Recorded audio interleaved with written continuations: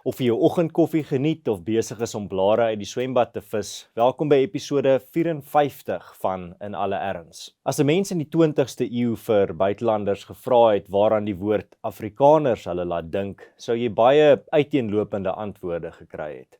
Saam met positiewe persepsies was daar ongetwyfeld ook 'n hele paar negatiewes, of dit nou regverdigbaar was of nie.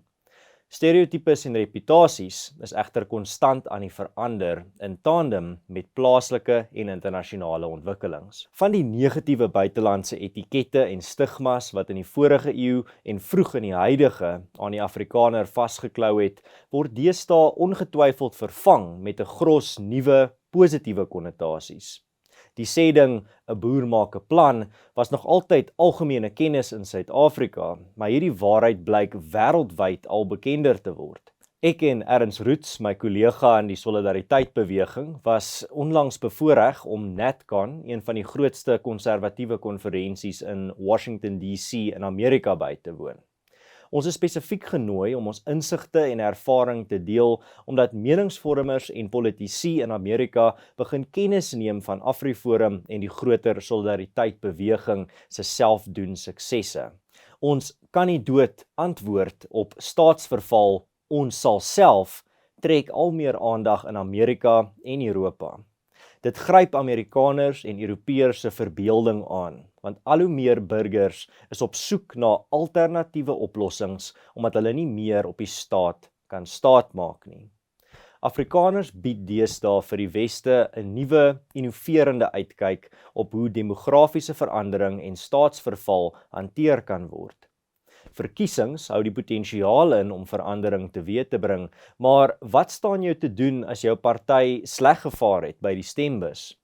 Die Afrikaners van die 21ste eeu sê eenvoudig, rol jou moue op, sit skouer aan die wiel en begin bou. Die wêreld neem groot oog kennis van hoe Afrikaners verkies om eerder aan vars, vernuwende oplossings te dink en te bou, as om op 'n hoopie te gaan sit en steen en been oor die land se probleme te kla. Afrikaners het geleer dat verandering ook kan plaasvind waar gemeenskappe selfverantwoordelikheid aanvaar vir probleemoplossing en hulle op voetsoolvlak organiseer. Verandering vind voortdurend plaas waar ouers meer betrokke raak by skole, diensorganisasies en kerke. Dit is sigbaar aan skoner, veiliger woonbuurte, omdat diegene wat daar woon nie te vergeefs op die regering wag nie, maar eerder toenemend die nodige self begin doen. Op hierdie gebied neem AfriForum se meer as 170 takke die voortou deur jaarliks duisende slaggate te vul, padtekens te verf, gras te sny, bome te plant, buurt- en plaaswagpatrollies te ry, rommel op te tel en riviere, erfenisterreine en begrafplase skoon te maak.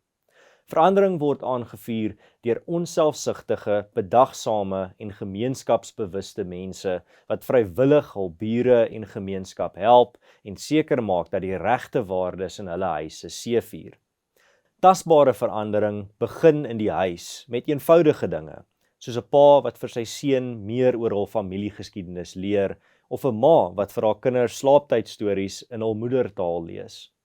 Hedendaagse Afrikaners se herontdekking van die grondliggende idees wat die Help Mekaar beweging moontlik gemaak het, is tans die belangrikste dryfveer agter die positiewe verandering van die wêreldse beeld van ons kultuurgemeenskap.